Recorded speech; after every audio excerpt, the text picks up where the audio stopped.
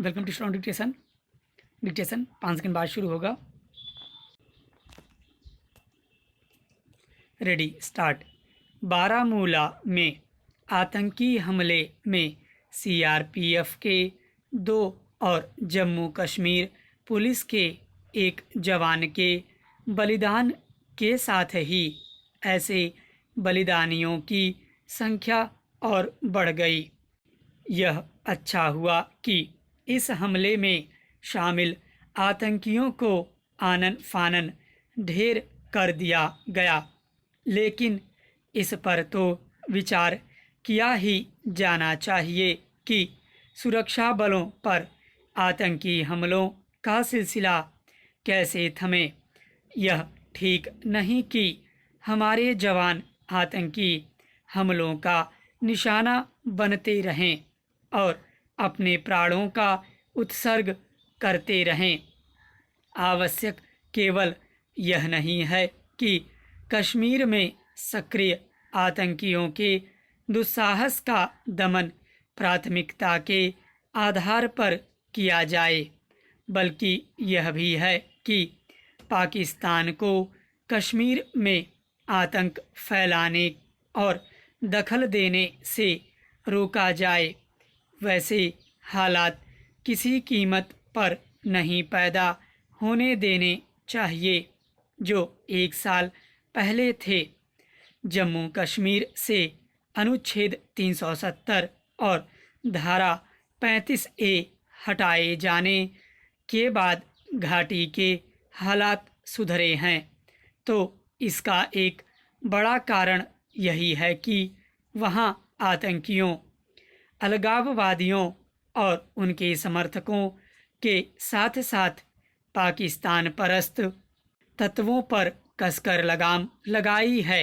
इन तत्वों को फिर से सिर उठाने का मौका नहीं दिया जाना चाहिए, क्योंकि इससे न केवल सुरक्षा परिदृश्य पर बुरा असर पड़ेगा, बल्कि पाकिस्तान का दुस्साहस भी बढ़ेगा। इसके अलावा घाटी का अमन पसंद जनता का मनोबल भी प्रभावित होगा। यह ध्यान रखा जाना चाहिए कि कश्मीर के हालात सुधारने में सबसे मददगार वहां का वह तबका ही है जो अमन चैन के पक्ष में है। इस तबके को प्रोत्साहित करने के साथ उसे और सशक्त भी किया जाना चाहिए। यह काम तभी हो सकेगा जब आतंकियों पर लगाम लगाने में सफलता मिलेगी। निस्संदेह यह एक कठिन काम है, लेकिन इस पर सबसे अधिक ध्यान देना होगा। इस क्रम में यदि सुरक्षा चौकसी के स्तर को बढ़ाने अथवा उसमें व्यापक बदलाव लाने की ज़रूरत हो तो उसकी पूर्ति भी करनी होगी। ऐसा होने पर ही जम्मू कश्मीर में राजनीतिक प्रक्रिया को आगे बढ़ाने में मदद मिलेगी।